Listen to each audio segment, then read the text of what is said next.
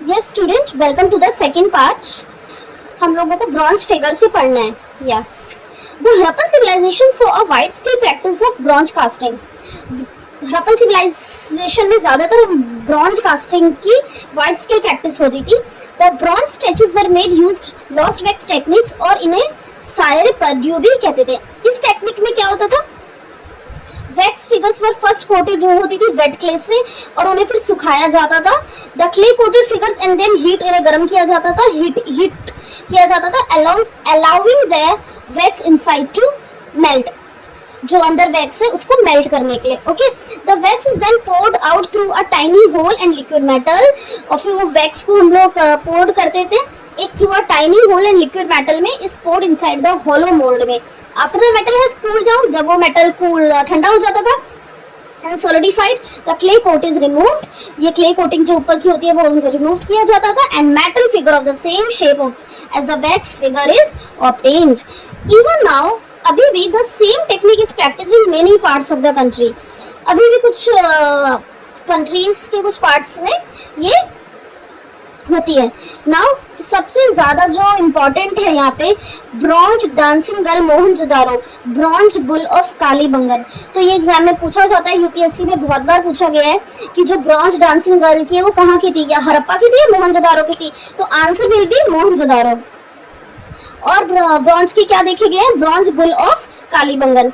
This the dancing girl is the world's oldest bronze sculpture है। तो अगर world oldest bronze sculpture पूछते हैं तो हमें लिखना है this the dancing girl. Okay, इसको मार्क कर लो, ये बहुत इंपॉर्टेंट है। फाउंड इन मोहनजोदारो, ये सबसे पहले मोहनजोदारो में मिली थी।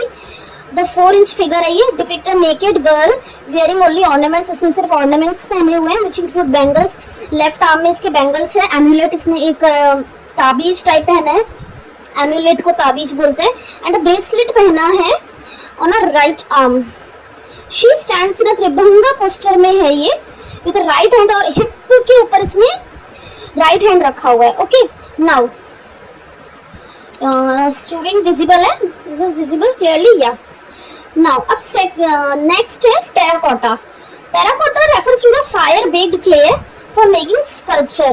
टेराकोटा भी एक तरह का क्ले टाइप ही है, बेक्ड क्ले है, इसे बेक करते हैं पहले और स्कल्पचर्स बनाने से पहले। Okay, compared to the bronze figure, as compared to the bronze figure, the terracotta sculptures are less in number. ये बहुत कम है और in crude in shape and form, crude shape के हैं, उसी shape में बने हुए हैं। They were made use pinching method. Pinching method इसमें use होता है and have been found mostly in the sites of Gujarat और कालीबंगन में ज़्यादातर मिलते हैं, गुजरात एंड कालीबंगन में। Terracotta was generally used to make toys, बनाते हैं इससे, एनिमल्स बनाते हैं, मिनिएचर कार्ड्स बनाते हैं एंड व्हील्स के बनाने में काम आता है।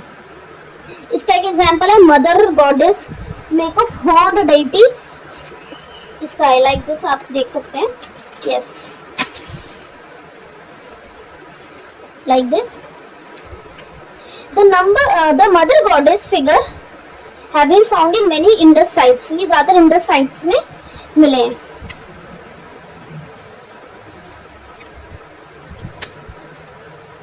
It is a crude figure of standing female adorned with necklace hanging over prominent breast. आप ये देख सकते हैं। She wear a loin cloth, पहने है, girdle पहना है।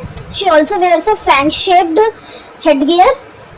The facial features are also shown very crudely and leg fitness. Now हम पोट्री के बारे में पढ़ेंगे।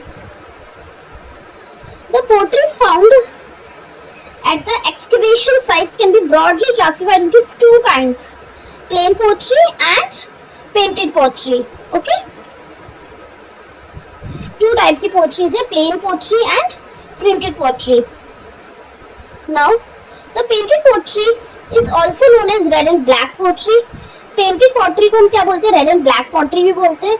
It is used red color में होती है to paint the background, and the glossy black paint was used to draw designs and figures on the red background, like इसमें trees, birds, animal figures, geometrical patterns were the recurring themes of the paintings. Most of the potteries that have been found very fine wheel made wares, with a very few being handmade. सब example of polychrome pottery have also been found. Polychrome pottery भी देखी गई है। The potteries were used for 3 main purpose, 3 main purpose. इसमें समझ आया आपको? 2 types की पोट्रीज हैं, plain pottery and painted pottery. Okay, जो पेंटेड पोट्री है वो रेड एंड ब्लैक पोट्री होती है, जो कि जनरली रेड कलर की होती है, ठीक है। एंड इस लाइक इसमें क्या बन रहा है, बना रहे हैं हम trees, birds, animals, figure, geometric patterns बना रहे हैं। ओके, अब इस जो प्लेन पोट्री अभी हम पढ़ रहे हैं, plain pottery use household purpose के लिए यूज होती है, जिसमें हम ग्रेन्स एंड वाटर स्टोर करने के लिए रखते हैं। Miniature vessels generally less than half an inch, half से भी छोटे साइज के जो होते हैं वो मिनिएचर वेसल उन्हें बोलते हैं। But use for decorative purpose, decorative purpose के लिए यूज होते हैं। दे आर सो मार्वेलस हैं, बहुत अच्छे होते हैं। Crafted even now they even evoke away. Some of the potteries were perforated होते हैं विद अ लार्ज होल होते हैं उसमें इन द बॉटम में, like this across the sides. They might have been used for straining liquor, और ये liquor के लिए यूज होते हैं। Now ornaments. स्टूडेंट्स हम ये क्या पढ़ रहे हैं, ये हम लोग स्कल्पचर्स पढ़ रहे हैं हड़प्पन सिविलाइजेशन के, जैसे ब्रॉन्ज फिगर हो गया, टेराकोटा हो गया, पोट्रीज हो गया, लाइक दिस, ठीक है। Now ornaments. The Harappan used a large variety of materials from precious metals से gemstones to bones and even baked clay to make ornaments. अब ऑर्नामेंट्स कैसे बन रहे हैं? ऑर्नामेंट्स उस प्रेशियस मेटल से बन रहे हैं, जेमस्टोन भी कह सकते हैं, टू बोन्स के लिए, and even baked clay to make ornaments. Both man and women ornaments, necklace, fillets, armlets बन रहे हैं, बना रहे हैं लोग। फिंगर रिंग, गर्डल्स बना रहे हैं, जो कमरबद्ध जिसे बोलते हैं, girdles, earrings and anklet were only by women. Yes, ये तो पता ही है।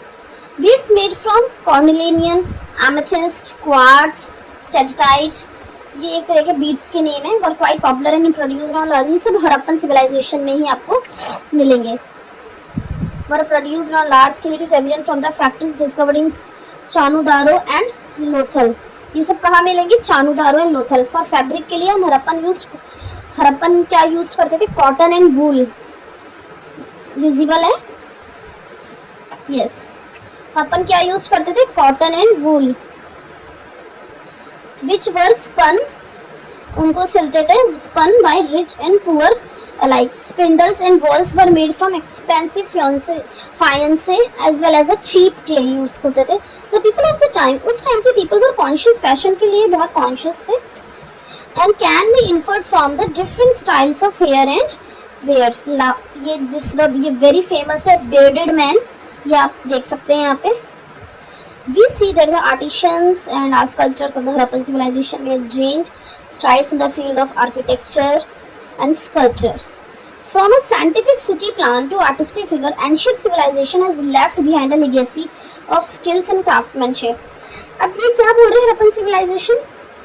ये कह रहे हैं from the scientific city plan to artistic figure तक ancient civilization has left behind एक legacy छोड़ गए हैं, वो skill और craftsmanship की.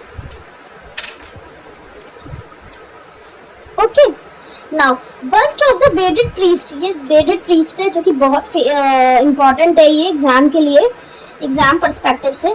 Was one of the excellent example है स्टोन फिगर का इंडस वैली सिविलाइजेशन में. इंडस वैली सिविलाइजेशन में it is the figure of the bedded man draped in a shawl with trefoil patterns. The eyes are elongated and half closed as in meditation. The figure has an armlet on the right and a plain woven filth across the head. The bust of the bearded priest is one of the excellent example in stone figure of जो found होता है Indus valley civilization में. Okay, ये bearded man है, shawl है with trefoil pattern का, like half closed shoulder से. Figure has an armlet at right hand में and plain woven filled across the head में, like this. The red sandstone figure of male torso, ये भी बहुत important है, ये पूछते हैं एग्जाम में. The red sandstone figure of male torso is another specimen rock sculpture. The torso has a frontal posture with a well-baked shoulder. Well-baked shoulder इस तरह का sculpture बनाया है देखिए. And a prominent abdomen like this. These are the socket holes in the neck and shoulder, probably for the attachment of head and arm. Yes. Now, modern art and architecture. With the advent of the Buddhism and Jainism, so आप लोग मुझे comment section में बताइए कि पहले कौन सा जो धर्म था आया था आर्कियोलॉजी और एंशिएंट हिस्ट्री में जो है बुद्धिज्म और जैनिज्म में से बताइए. आप कमेंट सेक्शन में बताइए कि बुद्धिज्म आया था पहले या जैनिज्म आया था पहले. Okay.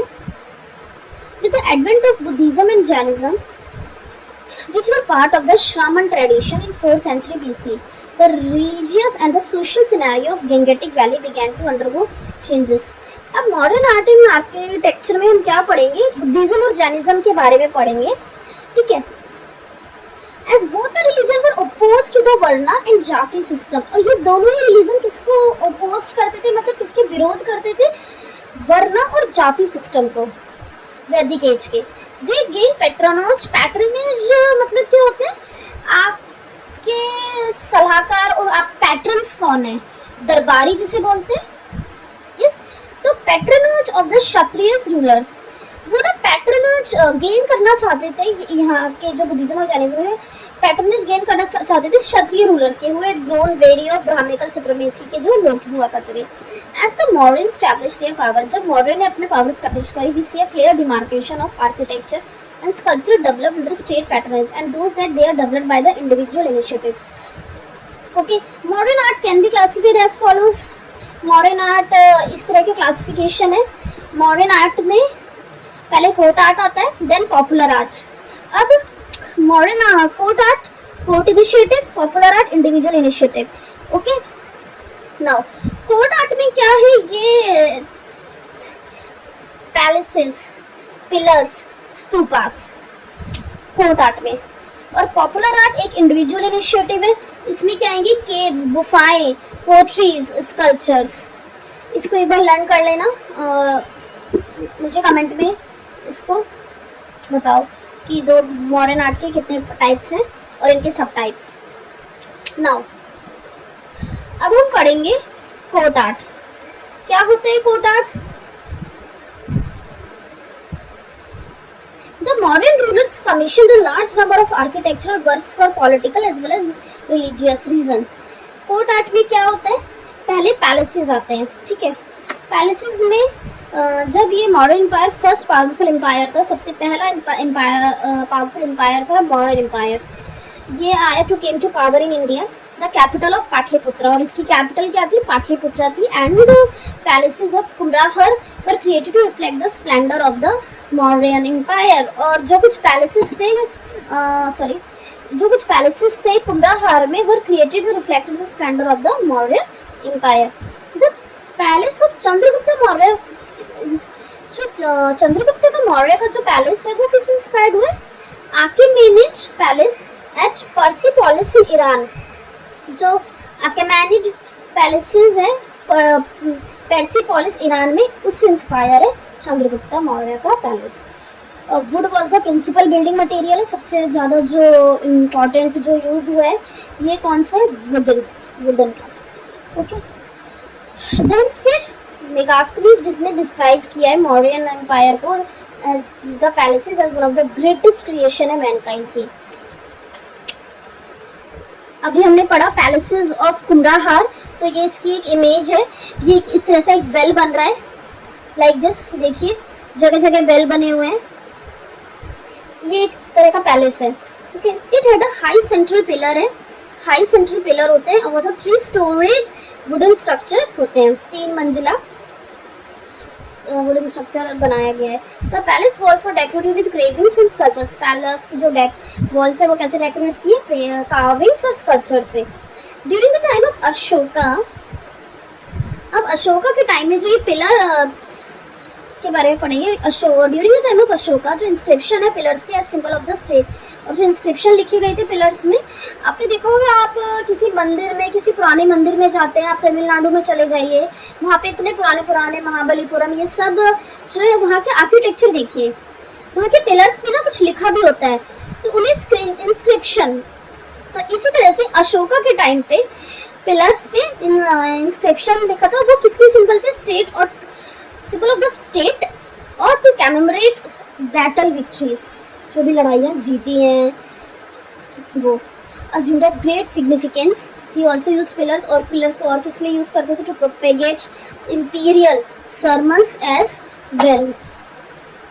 Okay, on an average of 40 feet high, the pillars were usually made of chunar sandstone.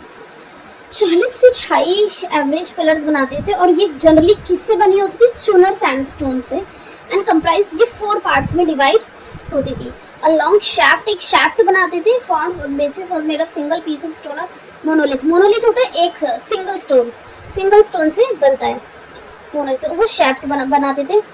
On the top of it, और बिल्कुल टॉप ऑफ इट में leather capital which was either lotus shaped, और top में क्या लगाते थे, या तो लोटस शेप्ड का, लोटस शेप की तरह आप वो करते थे स्कल्पचर और आर्किटेक्ट, और बेल शेप्ड की होती थी। The bell shape capital were influenced by the Iranian, और ये जो बेल शेप्ड की जो कैपिटल है वो कहाँ से इन्फ्लुएंस्ड है, ईरानियन पिलर से इन्फ्लुएंस्ड ली गई है इन्होंने। इस हाईली पॉलिश्ड होते थे, लस्ट्रस फिनिश, बहुत ज़्यादा चमकीदार चमकदार होती थी वो। After the capitals there were circular rectangular base बनाते थे, नोन एज द, जो कि अबैकस के नाम से जानते थे, और फिर कुछ एनिमल फिगर्स भी बनाते थे। एग्जाम्पल, लौरिया नंदागढ़ पिलर बना था चंपारण में, सारनाथ पिलर बना है वाराणसी में।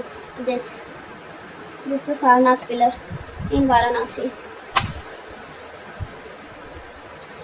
नेशनल एम्बलम में भी जो सारनाथ पिलर है, आपने देखा होगा, जो हमारा जो नेशनल एम्बलम है उसमें उसको सारनाथ पिलर ही कहते हैं।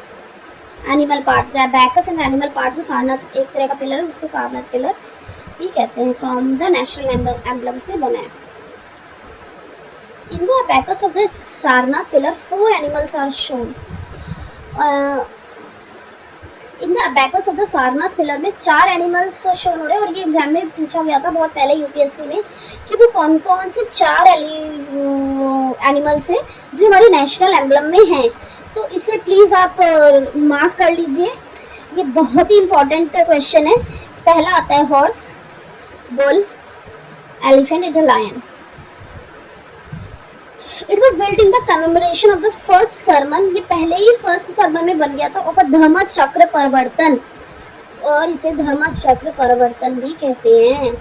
अब स्तूपा, स्तूपा क्या होता है, स्तूपा आपने देखा है ऊपर एक गुंबद टाइप का होता है, इस तरह से हर क्या मंदिर ले लो या कोई टॉम्ब ले लो, स्तूपा बने होते हैं। तो स्तूपा एक ब्यूरियल माउंट प्रिवेलेंट है इंडिया में। स्तूपा ज़्यादातर ये टॉम्ब में दिखाई देंगे, क्योंकि ये ब्यूरियल माउंट किस बोलते हैं इसको, प्रिवेलेंट जो इंडिया में फ्रॉम द वैदिक पीरियड से। It is a conventional representation है, funeral cumulus in which relics and ashes of the dead were kept, कि जो लोग पहले के लोग जब मर जाते थे तो उनकी जो वहाँ पे दफनाते थे, तो उनके एशेस और जो रिलिक्स हैं वो कैप्ट करने के लिए। तो during the period of Ashoka के पीरियड में the art of stupa reach its climax, बहुत ज़्यादा क्लाइमैक्स में पहुँचा। ऑलमोस्ट 84,000 स्तूपास इरेक्टेड हुए ड्यूरिंग इस पीरियड में, अशोका के टाइम पे। Although Vedic traditions, stupa were popularized by the Buddhists, और ये बुद्धिस्ट से भी ज़्यादा popularized थे। After the death of Buddha की डेथ के बाद 9 स्तूपा erected हुए, उसमें जिसमें से 8 of them had the relics of Buddha, Buddha के थे at their Medhi, while the 9th was had the pot in which the relics were originally kept, बना था। अब बेसिक डायग्राम हम देखेंगे, पहले एक बार डायग्राम समझ लेते हैं। देखिए ये डबल स्टेयर वे है, इस तरह से यहाँ पे डबल स्टेयर वे है, ये साउथ तोराना है, ये स्टोन फेंस है, ये ईस्ट तोराना इस तरह से ये होता है, जो ये पहरेदारी कुछ बोल सकते हैं, पहरेदारी। ये वेस्ट तोराना, ये ईस्ट तोराना, दोनों तरफ लगे होते हैं ना पहरेदार, वो है। 50 मीटर से देखो ये स्टोन से बने हैं। और ये जो आप देख रहे हैं इसे हर्मिका बोलते हैं, ये गुंबद के ऊपर इस तरह से, और जो उसके टॉप पे ऊपर है इसे छत्रास। ये अपर लेवल वॉकवे और एम्बुलेटरी पैसेंजर पैसेज वेज के लिए जाने के लिए। ये स्तूपा डोम है, ये जो ये कर्व सा सेमी देख रहे हो, सर्कल सा, सेमी सर्कल सा, ये स्तूपा डोम कहते हैं इसे।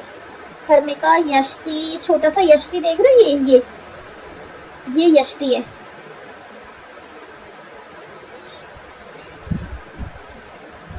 Now core of the stupa was made unburnt bricks. अब जो ये कोर ऑफ द स्तूपा ये किससे बनता है?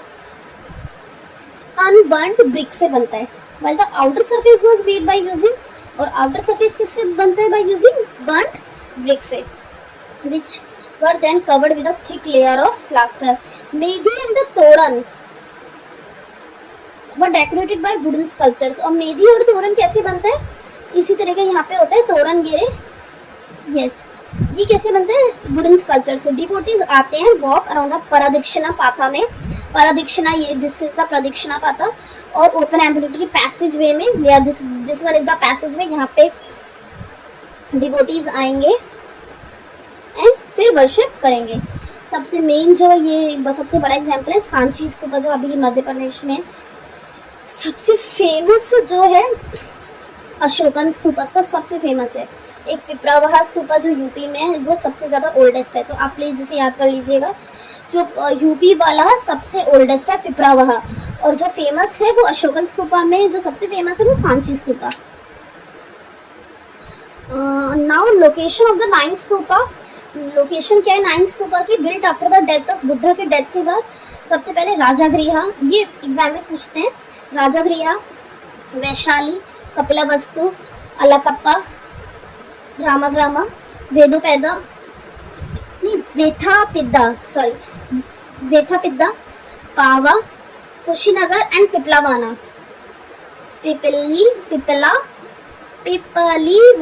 पिपलीवाना। Yeah, this is the 9th stupa you should learn.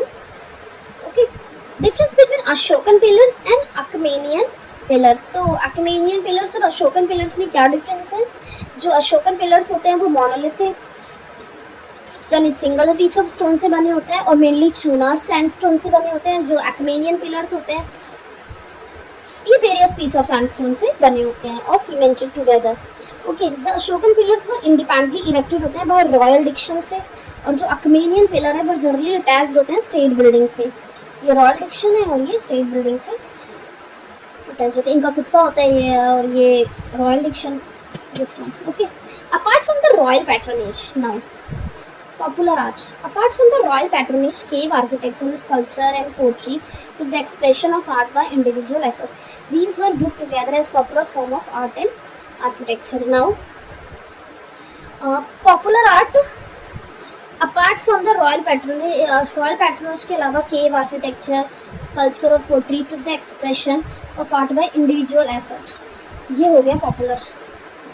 और ये these were grouped together as popular form of art and architecture. Now cave architecture में रॉक कट केव होते हैं, इस तरह से काट के बनाए जाते हैं, रॉक कट केव आर्किटेक्चर है।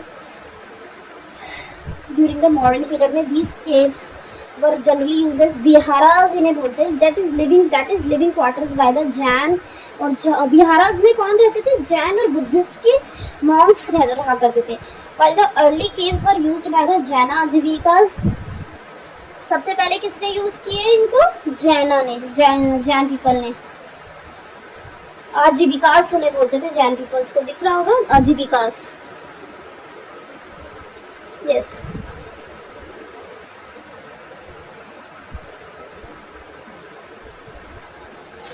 Letter they became popular as a Buddhist monasteries. Later ये पॉपुलर किससे हुए? बुद्धिस्ट मोनेस्ट्री से। और ये जो वाला जो इमेज है ये है decorated entrance at Barabar caves. The caves during modern period were marked by a highly polished finish of the interior wall and decorative gateways. इसके एग्जाम्पल्स क्या है हम लोग पढ़ लेते हैं। एग्जाम्पल बराबर एंड नागार्जुनी केव्स जो बिहार में, were form during the time of Dashrath, जो अशोका के सन थे उनके टाइम पे ये बने थे। नाउ स्कल्पचर्स के बारे में पढ़ते हैं। Sculpture were used primary for the decoration of stupa. Sculptures were used primary for the decoration of stupas. Sculptures किसके लिए प्राइमरी यूज होते हैं? स्तूपा को डेकोरेशन के लिए। इन द तोरण एंड मेधी में as the form of religious expression, two of the famous sculptures of the modern period are those of yaksha and yakshini. ये यक्ष और यक्षिणी बने मॉडर्न पीरियड में। These were object of worship related to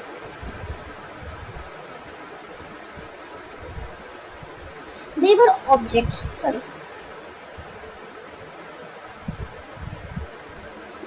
sculptures were primarily used for the decoration of stupas in the Toran and Vedi in the form of religious expression. Yakshani use होते हैं and these were objects to the worship related to all the three religion। और ये यक्षनी तीनों religion में use होते हैं, Jainism में और हिंदुज्म में और बुद्धिज्म में।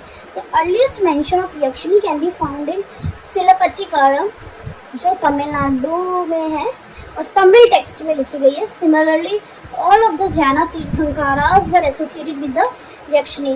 तो ये आपको पता चला क्या बता रहे हैं इसमें?